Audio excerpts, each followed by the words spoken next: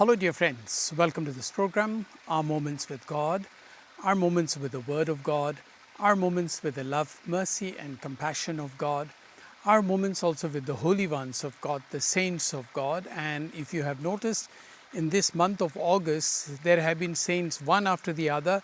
Of course, there are saints every day that the Catholic Church celebrates, but not all of them are so important. But in these last few days, we are having saints who have done something spectacular in their life and have become or earned sainthood. And today we'll be looking at another saint who died in a prison cell. And before I go further, I will invite you to please share the videos with others and ask your friends and families to subscribe to the channel and press the like button, write your comments. These days I am noticing that less people are subscribing on YouTube, but on the Facebook there are more people who are following. Whichever channel you are following, please ask your friends to subscribe. Thank you very much. Yes, today on the 14th of August, which is a day before the Assumption of Mary into heaven, we have a rather important saint in this sense that Saint Maxmillian Kolbe became, according to Saint John Paul II, who canonized him in 1982, he is a martyr of charity. Interesting combination of words, martyr of charity. So, who was Maximilian Kolbe? Actually, Maximilian Kolbe died in a prison cell like this, He, in a prison cell in Auschwitz. You know Auschwitz, of course, that Auschwitz was the place where the Nazis, the Hitler's troops, kept the Jews or anybody who opposed their ideology or who tried to help Jews were put into prison or simply put to death. Anybody who opposed the freedom of press, for example, something like that is happening also in many countries in the modern world where the governments try to suppress the voices of people. So Maximilian Kolbe was one of the courageous ones who stood up for the oppressed. But anyway, before he died in the prison, I will come to that. I have been to that place, Auschwitz. This is just a little similar kind of a cell which I happened to visit in 2023 along with late Bishop Antonio Rebello. And it was awful to see that this is not so bad. That was an awful cell and there is still light there. Somebody lights a candle there and his picture is there. But before he became a martyr, already at the age of 12, it is said that Mother Mary appeared to him and she had two crowns in her hand, one red crown and one white crown. And he was asked, which one do you want to choose? He understood that the red crown is for martyrdom, to shed blood, and white crown is for purity, to remain chaste. So he said, instead of choosing one, I choose both.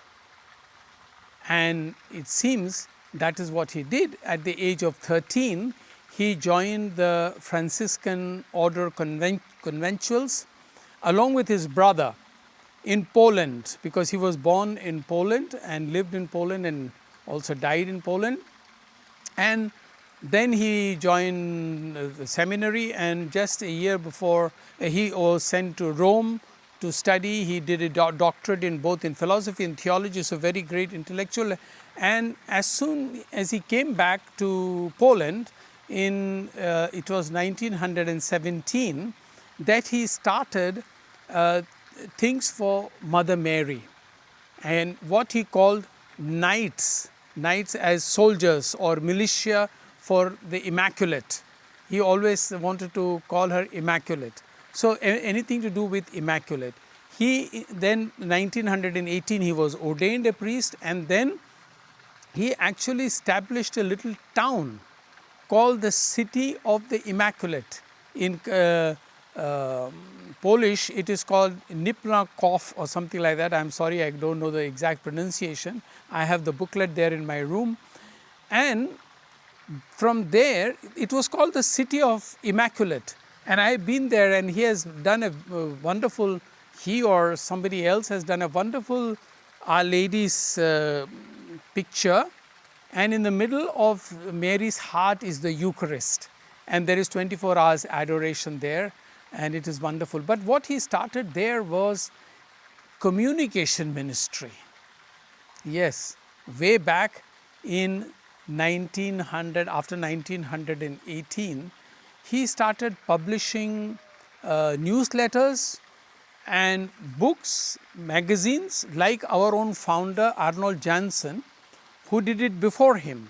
Our Arnold Janssen was also a communication man who used to distribute this messenger of Christ at that time, then started the press, etc.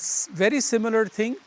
A few years later, almost 50 years later, was started by Maxmillian. Maxmillian was not his original name. His original name was Raymond Kolbe.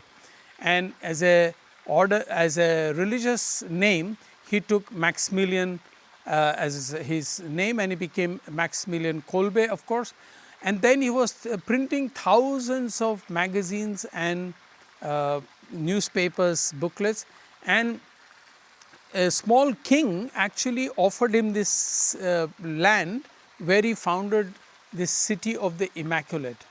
And he even had a radio station already at that time and was broadcasting radio messages. Now, in this town, he also had his own, for example, fire protection, for example, what is it called? Firefighters, or how are they called? Firefighters. I am getting mixed up with German, Feuerwerkers. So, Feuerwehr, they call it here. So, I think it is firefighters, who do this extinguishing the fireworks. So, he had all that, and then he was keeping the Jews protecting from the Hitler's army. 3,000 Jews he had hidden in his place. When the authorities came to know, they took him as prisoner and brought him to Auschwitz. But then he was released. He was released, but he was not afraid to continue his work. He knew that soon he would be taken back again because they were treacherous people, the Hitler's army. They were dictators and they were ruthless with people. So they took him back to the prison in Auschwitz, and then once a prisoner escaped, and instead of that prisoner, the guards decided that 10 other prisoners should be killed by starvation. So they chose 10 other prisoners to die of starvation instead of that one prisoner who escaped. Among these 10 prisoners, one was of course a married man, and he said, I have my family, how will I die, my family, my wife. So Maximilian volunteered that he be taken for starvation to die instead of this man, because he said, I am a priest, I am alone, and I have nobody to live for except for Christ, so I can give my life for Christ. And then they brought him. And do you know, it is very interesting that while all the other 9 died of starvation, this man did not die of starvation. Finally, on the 14th of August, the guards gave him an injection of carbolic or some such thing, which then finally killed him.